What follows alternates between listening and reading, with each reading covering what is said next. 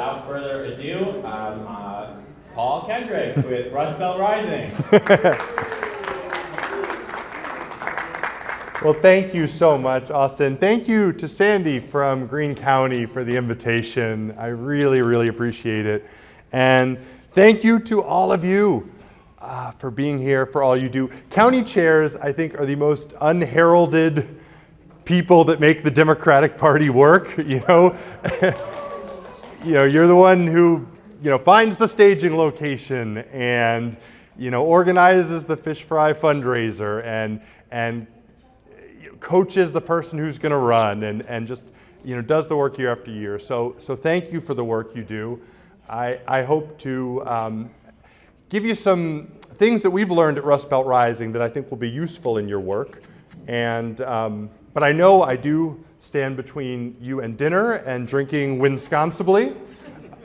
So I will try to be on time. So much of what I learned and what I teach through Rust Belt Rising, I learned in Wisconsin. I was the youth vote director for President Obama's 2012 campaign, and then Tammy Baldwin asked me to run her youth program too. And I worked with the 9 largest campuses around the state, including here in Stevens Point. And just driving the road today, I having a lot of memories come back. At the end of the campaign, there'll be like all these different celebrities that'll want to come into Wisconsin. It's like, the dad from that 70s show or, different people. And I got kind of creative by the end for what I was asking them to do. So they were like, you can have the star of the OC, Ben McKenzie, wants to come. And I said, okay, I want to drive around all night and have my students camp out the night before early vote so that the young people will be the first voters, and that will be a great, press hit to show young people, would he be interested in doing this? And they're like, yes. And so I'm like, okay, great. I have a messy organizer car and Ben McKenzie driving on Paul Kendrick's midnight ride through Wisconsin and just showing up in Oshkosh and Stevens Point and saying, hey kids, I'm here. And here's the guy from the OC. And is everyone comfortable? Because we're going to vote tomorrow. And so, all these memories come back, and working with all those young people definitely illustrated to me how there is nowhere stronger where the democratic spirit and small d democracy is than Wisconsin, and yet so threatened and yet so pivotal. And so you all, as the county chairs, obviously are the tip of the spear. And in this razor-close toss-up election, we know every election in Wisconsin is a toss-up, but the work you do is so valuable, so thank you. And spending a beautiful day inside a convention center training and getting as effective as we can. Rust Belt Rising was founded after the 2016 election because, like many of you, we woke up and said, how are we losing places we used to win? Why are people saying, I don't get what Democrats are for? Why are we losing working people? And so we set out to really learn from the best research, learn from the best campaigns, and provide free training, messaging, research, everything free for particularly state and local candidates, but also to county parties and state parties to help us in the Great Lakes region learn from each other and run the strongest campaigns possible. How can I teach that person who's going to run for office what Tammy Baldwin does that makes Tammy Baldwin, and people up here know she cares about them? How do we teach that? And so that's what we've been doing to make us understood as the party of working people. And so, these are examples. We have a weekly free Zoom training that you should sign up to get the invites for speakers like our friend Mandela. And like we have one on this Monday night on some interesting new research on how to talk about economic issues and how women are thinking about economic issues. So sign up to get those invites at rustbeltrising.com. And to be in this community of practice of leaders, to learn from each other so that we can communicate best as Democrats to win. So I want to share a few of the things that we've come to find to be most important, and then talk about some of our newest research, some polling that I think will be useful to you that's about messages that work. So the first thing, it's probably not a surprise to experienced folks like you, that we've really found to be just the most important thing is story. And When you have that new volunteer who's like, I need to do more research before I can knock on doors. I can't knock on doors. We have to let them know the only thing you need to know is why you're out there. The most persuasive thing you can share is your personal experiences. I know amazing seniors who are canvassing in southeast Wisconsin right now talking about how much lower their anti-cancer medication is, how much lower insulin prices are that they're using, how they're able to get hearing aids that they couldn't get before. And that's the kind of thing that we see in research, that if you're talking to someone kind of outside of our kind of partisan tribe, they are much more likely to believe a personal experience than they are to believe any fact and figure we can give them. So we just have to be ready to share, to open up those stories, and whatever they may be for you, whether it's your why is about preserving the beautiful land and lakes of northern Wisconsin, or is it about school funding, or is it about making sure that my daughter doesn't have less rights than her grandmother. Whatever that why is, there's nothing better than that. And especially, the choice to take action because of that why. I decided to get involved. I decided to get out here because of this. And how that shows the values that are most important to you. And I think as you're working with candidates, make sure you're pushing them on, it's not just about a resume. It's not just about your policy platform. What is the story for why you got involved? What is that why for you? And I think as the county chair, that's a very important thing for you to help your leaders do. And helping them have kind of a flow of, you may have heard this, Barack Obama kind of made it famous, of self, us, and now. So if you're working with a school board candidate, like me, I'm an elected one, I talked about, I'm worried because of the budget cuts coming, so I decided to speak out. That's self. And then us, I know so many other parents who are concerned right now. And then now, so that's why I'm asking for your vote. That's why we can vote and make sure we have all the resources we need in our classroom. Something as simple as that, that's a story. That was about one sentence, maybe 3 sentences, but do you see how it flowed from me to us to action? And those are the kinds of things that I think make local candidates, state candidates, who we know are going to get out the vote for everyone on up, we know Kamala needs them. That helps us be as strong as possible. And for those, because we really especially work with those that are outside the bluest areas, and so how do we move the needle in purple areas, in gerrymandered Republican-held current areas? And we really believe in leading with values first, and then we get into the policy. But the values are going to create the bridge that leads to policy. And so think about, what are values that resonate with this person I'm talking to, which you share too, but may not always be the default when in our progressive activist circles. But when we start with the value can show the problem in society right now and reveal the solution. So an example of that we found in our research that works across any community in the Great Lakes region, urban, rural, suburban, Black, white, Asian, Hispanic, hard work. So when we talk about, people are working so hard these days, and they should be able to, so I started with the value. I believe, people's hard work should be respected by what they're paid. Even if someone's more conservative, they're nodding to that. Okay, if someone agrees with the first thing you said, they're more likely to now agree with the second thing. So then that leads me into, so that's why we really need to expand Medicaid in Wisconsin, so everyone can have the health care, so hardworking people can have the health care they need, so that people can get the medication they need. But start with the value, lead into the policy. And as we're having human conversations, a partner of ours, Rural Urban Bridge, likes to call it, talk like a neighbor. We are activists, we are proud activists, but we're not going to go out and talk like activists, we're going to talk like neighbors.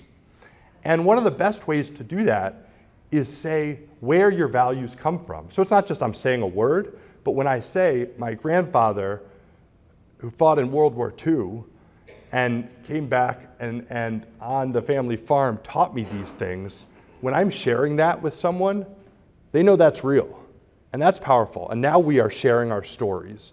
So the value, where does the value come from for you? How does the value drive a story? And it helps us not repel people, but have a really positive vision for what we're fighting for and why we're fighting for it. And so when I say value, sometimes people will say, I say like, what's a value? Guess a value. And they say, education funding. No. That's not the value. Family is the value. Education funding is the policy we want, equal funding, right? But start with the value. We all want the same things for our family. We all want our kids, the children of this community, to have a world-class education that can allow them to achieve their dreams. So that's why we're supporting Sarah Kieske for state senate. That's why I'm out here for Jamie Wall, here in Green Bay. Whoever our candidate is. Thank you. So when we think about values like opportunity and change, sometimes when you're writing that Facebook post, when you're jumping right into policy, just ask yourself, is there a sentence first about the value that can lead into the policy? So here's an example, like, I believe hard work should still matter in America. And people shouldn't have to choose between groceries and seeing a doctor. So that's why we're focused on raising wages and lowering costs. That means good jobs you can raise a family with, healthcare you can afford, good education for your kids, and a decent retirement. Again, what we do at Rust Belt Rising, and we have all these free messaging guides on any issue you want, but we're trying to define, if you see in that last sentence, what are we for as Democrats? And that's one example of what we're for, but I started with the value of hard work because I know a more conservative or just less political neighbor is going to share that. And we want to say what policy does for people. A lot of times there's a lot of process talk in how, and wonkiness, frankly, because we care about the policy. It comes from a good place. But we want to just say what policy allows people to do. So get to the heart of the issue. Bring family into it. Tell people, as Aaron Strauss from the Analyst Institute says, tell people something they don't know that will make their life better. And that's where you can have kind of positive, authentic messages with new info on how people will benefit. So what's an example? I could say, the child tax care credit. Well, that's a good thing to say.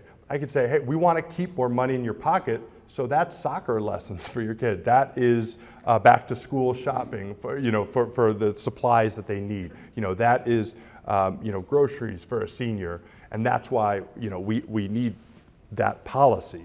But say what it's going to let someone do. So here's an example that the great communicator Anat Shankar-Osorio often uses that I want to bring to you. The people that have spent billions of dollars on figuring out marketing concepts, do they choose to put the recipe on the front and the calories? Or do they choose to put the thing that you want on the front that you see in the grocery store? Which one, y'all? Show the cookie. Show the cookie. Unfortunately, I have bad news. Often as Democrats, we lead with the recipe. We lead with the calories, the sugar, the ingredients. But this is a real problem with how we are ordering our messaging. And so if I lead with, I want to make sure you can be there when your child is sick, that's something a parent wants. I want to make sure your retirement is secure. That's what a retiree wants. And that's why, we need increased child care in our community. That's why we need to increase, elder care because there are so many, caretakers in our community right now who are struggling with that. But often we're like talking about the price tag, and we're talking about the process. We need this, to bring together the stakeholders to come up with the policy. No, start with the value, start with what people want. And here are some examples of that. There's nothing wrong with anything in orange on this side. These are all great things. But which is more resonant? We need to increase insurance plans, or we need to keep your child healthy to get them the care they need? We need more environmental regulations. I agree. But I don't know if my conservative, moderate friend agrees. But I bet he agrees with, we got to make sure your water is clean so your family is healthy. We got to protect for future generations the traditions you love here in northern Wisconsin.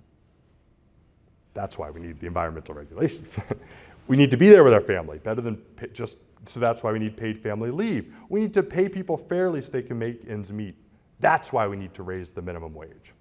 So again, you might find yourself in a situation where you're just about to go into the reflexive policy talk and see if you can pull yourself back. Can I make this simpler?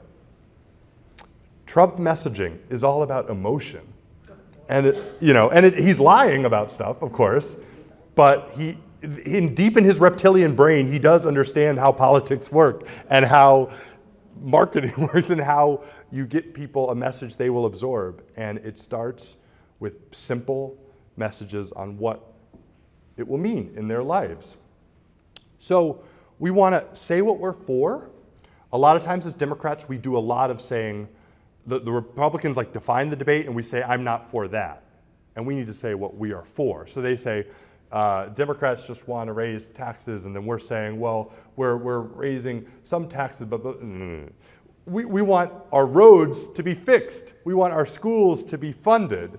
So the Don't Think of an Elephant book, you all may have seen, that's what this is. If I say don't think of an elephant, you think of an elephant. So, if you hear a candidate saying, I'm not for defunding the police, like, no, I'm for everyone being safe. It's not the negating, it's the what is our vision of a better world we're trying to create for everyone. Don't define yourself by what you're not. And as you're working with your local candidates, especially in rural, but anywhere, understand that if we're going to, as best we can, break through some of these challenging partisan trends and polarizations, talk about local problems we can solve together. A great example is a Michigan state senator, and he won a district that voted for Trump, and he would always talk about, there's this one train crossing bridge that's holding everyone up. We're gonna fix that because we're all stuck in that. That's not a partisan issue. And so finding those things that allow us to talk about these solutions, but also lead with pride in your community. We skip over that part because, again, we care so much about fixing the things that we jump right into the problems. But you get a lot of credit with voters when you just start with the things you love about your community, about why we live where we live. There is an inaccurate perception in Wisconsin that Democrats are just for the cities. Democrats are just for Madison and Milwaukee. And we know that's not true. I was at a rural gathering where someone said, I'm tired of hearing Democrats need to show up. We're already here. We need people to know we're here.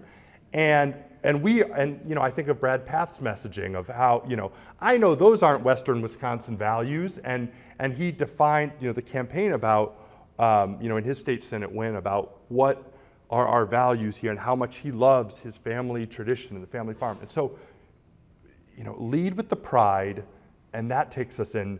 And because we love it, then that reveals the challenge. But we're not getting the resources we need. And so that's why I'm running to make sure that we have specialized health care, in rural Wisconsin, so that we have economic opportunities. So, but if I start with how much I love the place, people are much more open, and this is really true in education. I'm so proud of our school. We need the resources. Start with how much we love it. But also don't use passive voice, which is like jobs left. Tammy Baldwin doesn't do that. She says, who took the jobs, right? Prices didn't go up. Someone raised them, right? They didn't magically go up. Name the villains and name the thing the opponent we're running against is for that is causing harm or will cause harm to us. And as we do this, as we go out there, one of the best things that we've learned from someone named Ken Hyatt, who is an international negotiator, is you cannot persuade if you are not persuadable. And that's hard to get through our head. Now, I'm not going to be persuaded to be some MAGA guy. That's not what I'm saying. What I'm saying is you can learn from anyone. And it's going to be the wrong approach if we head out to Canvas with the idea that I have all the truth in my head, and now time to take it to the unwashed masses who don't know anything, and I will teach them. And that's not how human beings want to learn. Ask a social worker. Is that how change happens in counseling? No. It's about the questions we ask. And I can learn from anyone about how their family's doing. I can learn about what's going on their farm. And so when I have a genuine openness to people's experience, and I'm not just asking one question, thinking about my talking points, I'm going to get that gut level feel of trust if I ask follow-up inquiries. So how's that affecting you? Well, how are you thinking about that? What do you want to see happen? And I'm sure you all have those instincts because I'm sure you've been doing this work. But understand that persuasion takes time and stages. And so think about the different kinds of questions you can bring to these conversations. There's the exploratory questions of, where what they say initially, like, oh, I hate politics, I'm just not interested. Why do you feel that way? How did you get that feeling? What are the ways that you think it might be impacting your life? Like, go deeper. That's not the end. That's not the sum of this person. Impact. How is this affecting your family? How are you? And then, well, my son, I'm worried about him because blah, blah, blah, clarifying. Well, what I hear you saying is that, you're showing that you're actually listening to them. And sometimes people have been certainly told and believe lies, but we're not just going to tell them they're dumb and make them feel that you're some know-it-all. No one likes to know-it-all. But we're going to try to unpack where they're getting this from and what are some values we might be able to connect on. So then we might be able to get to a point where we can say, I have a bit of a different perspective on that, and let me tell you why, and from a personal way, summarizing it back. And then certainly if we have someone who may vote for us, planning how they're going to do it. Because if they tell you how they're, if they're going to vote early, by mail, blah, blah, blah, they're more likely to do it. So remembering how we make people, I'm doing a whole presentation on messaging, and yet I actually don't think often people remember what we say, but they will always remember how you make them feel. And how they feel, how we feel as humans matters more than what we think, because usually our emotion drags the logic along as we try to confirm things that we already believe. And so we need to encourage and affirm them. We can't come out there with an attitude of judgment. And obviously if someone's a racist person is saying terrible things, like move on, like then a waste of time. But if someone is open, if they've just heard some different things and they're grappling with it all and they're that less political neighbor, not partisan, we can't come out there with judgment. We have to come out with curiosity to really get at where we can connect. And knowing that the most effective point is not always the strongest one. And what I mean by that is, if I'm meeting someone around here who's, kind of agrees with us economically, but is like hung up on the gun issue, is it more effective if I say, well, if you look at stats from around the world, places with less guns have less violence, or is it more effective if I say, listen, I have a daughter and I'm worried about her doing active shooter drills. We got to just make sure the right people can access, weapons for hunting and responsible gun ownership, which is more effective? That second one. But it's not about winning a debate. Like, it's not about debate club. This is about how we connect. And knowing that the messenger is as important as the message, right? And so some of the most effective ads in the last cycle were not the flashy, shiny political ads. It was just you, regular person, recording a selfie in your car, in your kitchen room, in your dining room for 30 seconds, posting it on Facebook. People will turn up the volume on Facebook to see, what did that real person have to say? And if you're talking about how this connects to your life, telling them something they don't know, that's the most effective ad. It's not an ad. It's just a piece of digital content. And so you all can be doing that. Encourage people to do it, posting that on our county Facebook channels. But also, knowing that different people have different networks right now. And I'm sure you think about, your precinct captain, the people that have different neighborhoods, but we have different digital networks now. And so knowing this person knows the parents at this school, this person knows the folks at this church, like send them the link of the thing you want them to share. Ask people to share it and get this onto the timelines of people who trust them, of the content that you want them to see, because people are going to do what people they trust tell them. And that's why relational organizing is a big piece of this too. We both want to knock on the doors that the WISDMs have put into, Vote Builder to say these are the persuadable voters or the turnout voters. But we also want to ask people, can you make a list of 40 people you know who you can talk to? Can you send this link on the 5 group chats you're on? Because this is how we consume things these days. We got to get into people's phones because that's where they are. With the young people that might show up, you don't necessarily need to make a TikTok, but if they're on there, can they start doing that? Because young people listen to young people, but we all listen to our peers. We all listen to people that kind of look like us, right, and seem like us. So we want to bring all of that. So now let me, in the next 15 minutes, just talk a little bit more about this election and what we're seeing, because everything I just said, I think, will guide you best in how you go about this work. But let's just hone in a little further on what we're seeing in the data. This election is about costs plus abortion, okay? I think those are the 2 issues, right? Because abortion is the most galvanizing issue, I think, to win, not only turn out our voters, a right was taken from us as Americans. And we really, really, have to talk about freedom. I think if you remember 3 words in this election, I would say freedom, future, and family. Right? I think let's get comfortable saying those words. I heard them a lot at the DNC. I don't think I'm the only one saying this. Yeah, that's what this election's about.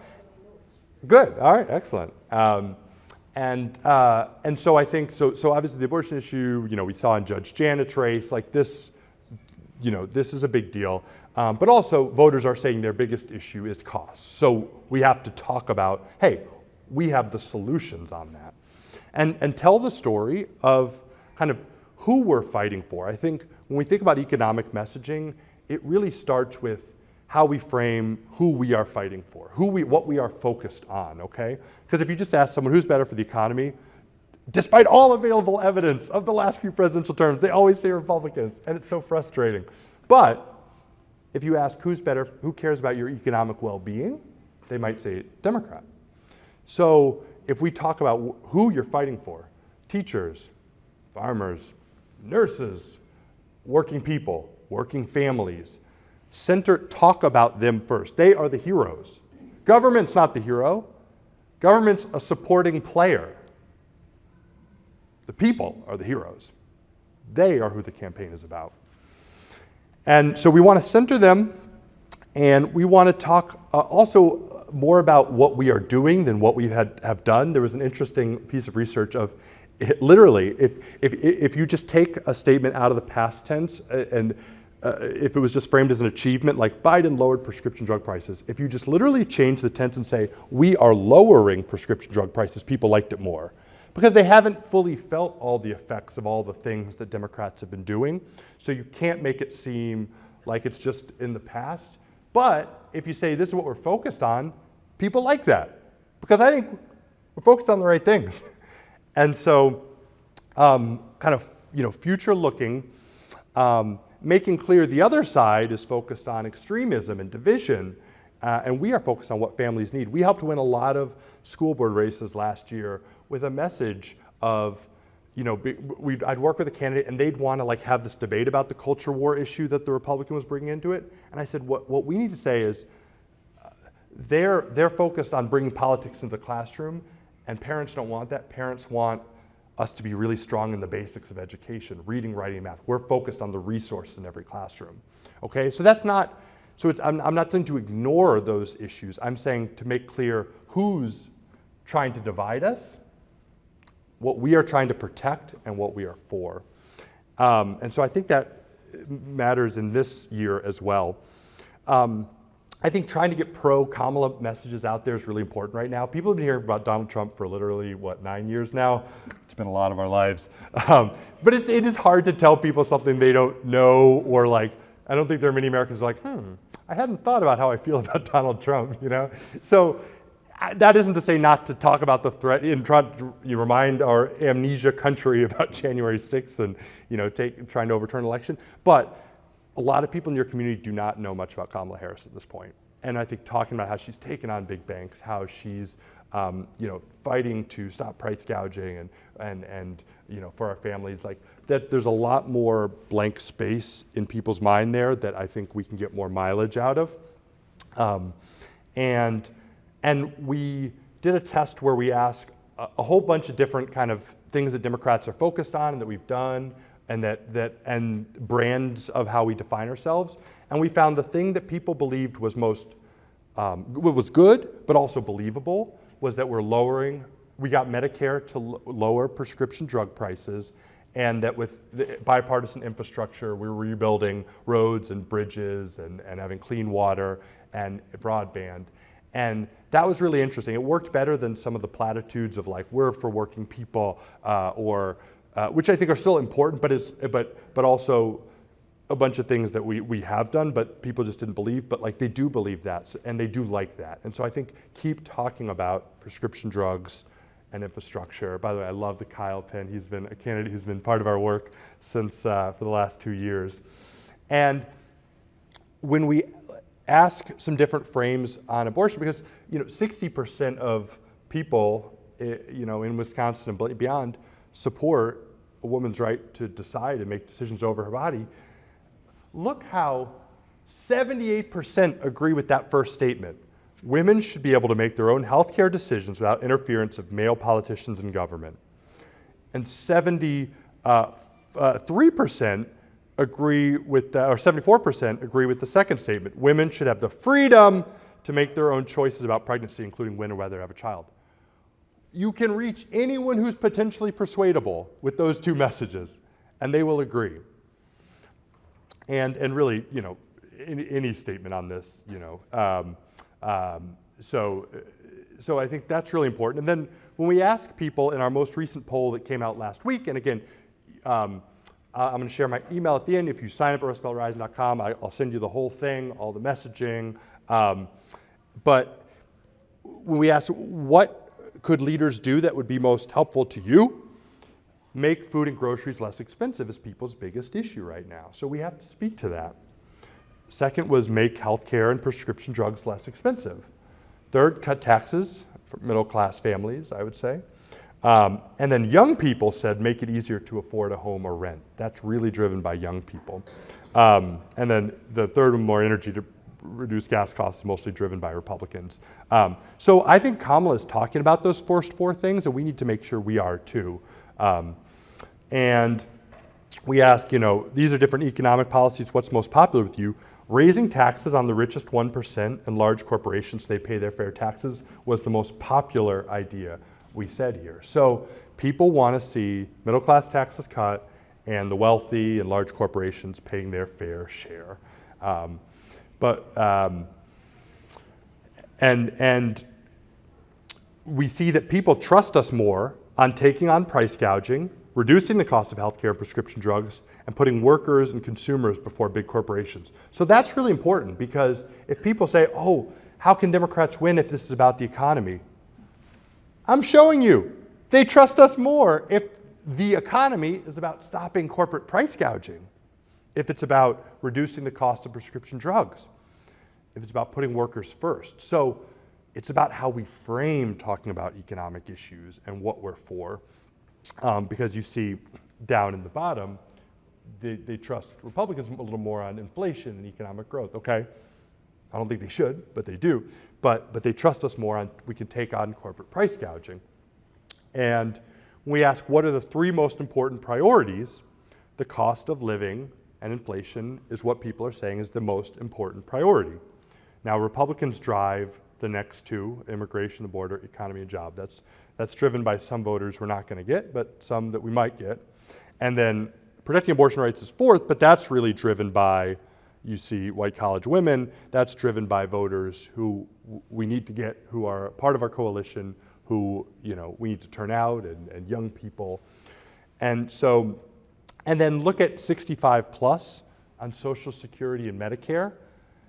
I don't think we talk about protecting Social Security and Medicare enough, because that is such an important issue for seniors, and it's a great issue for us because we are the party of that, because Project 2025 shows they are not, and we need to talk about that more because I think we can really win critical, decisive amounts of seniors to help us win this election. But we're also doing the work of how do we turn out young people, and it's really interesting that for young people, let's talk about that housing agenda. That's why Kamala's talking about it, because that's the biggest issue or one of the biggest issues for young people after cost. So we're more trusted on Medicare and Social Security. As you can see here, I'm not going to belabor this slide. I want to kind of get to the end so you can eat. But they trust us on Medicare and Social Security. And we did a test here on kind of what we say and what they say. And people preferred the what we say, which is in green here: cut taxes on middle class and working families with children, provide tax credits for first-time home buyers, enact a federal ban on price gouging. That won over, hey, we need to unleash energy production, repeal regulations, cut taxes on job creators, implement tariffs. So our economic agenda can win if we talk about it right. And we also did a test of how we talk about stopping corporate price gouging versus them saying, oh, that's like Venezuela style stuff. And we won. We win that test. So let's have that debate because people are with us. And then on Project 2025, we mentioned some different things to see what people found most concerning, and it was the cutting of and privatizing Medicare, cutting Social Security, raising the retirement age, making people work longer, that people were most concerned with. So I think with Project 2025, this is a great, in 68 words here, this is from CAP, we can talk about, it's a takeover plan, it's about gutting checks and balances that protect our freedoms so they have total control. They plan to ban abortion. They plan to stop allowing the protections for overtime pay is a really big thing that we need to emphasize with Project 2025. Again, like the kind of Republican stuff that hurts working people, that get to people's lives, Social Security, that's what we want to emphasize. So in some of our messaging of how we might talk about this, and again, all of our messaging is free, and I hope you can use it, take it, copy, paste, throw it on your Facebook, utilize it. We think this election is about who the economy works for, regular Americans or the wealthy few. It's about taking on corporate price gouging. We don't think your costs will go down by letting big companies get bigger and rich get richer. So Trump thinks it's okay to raise price of milk and bread. We need an economy that works must work for working families. And it's about this election is about your future. Help people think about a fork in the road. Help them think about the country we want to be in 5 years, because that makes people more motivated to actually go out and vote for us. And just thinking about kind of the middle class promise we're for and the things that are on this ballot because Donald Trump is on this ballot. So I hope you use my messaging. I'm not going to read it all, but when you don't know how to respond to a certain issue that comes at you, one frame to always think through is values, villain, vision. Okay? Someone throws something at you, you don't know how to respond. Start with the value. Look, we all want the same things for our family. Family is what matters most to all of us. And then villain, who's dividing us and why? And then vision, what we're for. You can always fall back on that. You can always fall back on what we're trying to accomplish, the progress we've made, how Republicans are trying to stop that progress, and what we can do if we vote. That's another arc where we could say, we want to bring down prescription drug prices. We, lowered the price of insulin. All Republicans voted against that. We can bring down all prescription drug prices if we vote in November. So those are a few just kind of arcs for how you do it. But this is my email address. Any candidate you have who's not already in this network, I really encourage you to ask them to sign up. We provide free coaching to them. And obviously we're 60 days away, but would love to have myself or a team member, do a quick Zoom with any of these candidates, talk through their get out the vote plan, talk through their final lit. We believe in your expertise. We believe in their expertise and their community, but there's just things we know that can just, with one word tweak, make something a little stronger that can, as I had made sure people did for me when I was running, what should I cut? I have too many words. I do this professionally, but I know I have too many words. Cut. And so make it as effective as possible. Make sure their early vote plan is strong. So would love to help. Again, free. Everything to do is free. Anyone who's running, we're working with amazing Wisconsin candidates all over the state, but there, I'm sure, are many we're not working with, and we want to help them in these next few weeks. We want them to get the invites, and you all to get the invites. Next week, our session's on a researcher talking about Project 2025. Told you about the one on Monday night. So sign up, get these invites, use the polls. And the last thought I'll leave you with is, as I was driving here about 20 miles outside of Stevens Point, as I was crossing, I think, Amherst, there was a sign that was like really striking. It was called the Tomorrow River. I was like, wow, okay. This group, what we are doing, we are crossing the Tomorrow River. We are going forward into the future, not backwards. So thank you all so much for having me. Hope that was helpful, and enjoy your dinner. You're welcome. If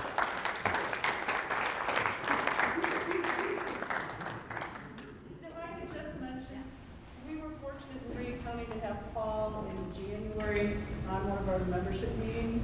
Yeah. As you all know, we live in Wisconsin, so in January we go virtual. Worked out really well. You didn't have to travel, but our members would absolutely love what they heard with Rust Belt Rising. So consider even contacting Paul and having him at one of your membership meetings. You won't regret it. Oh, thank you, Sandy, and thank you again for inviting me. Really appreciate it. Yes, would love to do that for any of your groups. Just tell me when. Send me the link. I'll be there. Tell me what you want me to talk about. Great. It's great to be with you all. And everybody, enjoy your meal. No, buffet is out this way. Follow Chandler. Dinner's ready. Oh, hi, I'm Jody Cairns. It's nice to meet you. Jody. I Thank heard you. you're from Illinois. Yeah, I live in Chicago now. Okay, Yeah. I spent 35 years in Elmhurst. Oh, nice. Okay, good. So you don't my mind in group- Illinois? No. It's born and raised in. You're not a Bears fan, please. I No. saw the orange and blue. That's right. Jordan Love's going to be okay. So I'm in Kewaunee County, which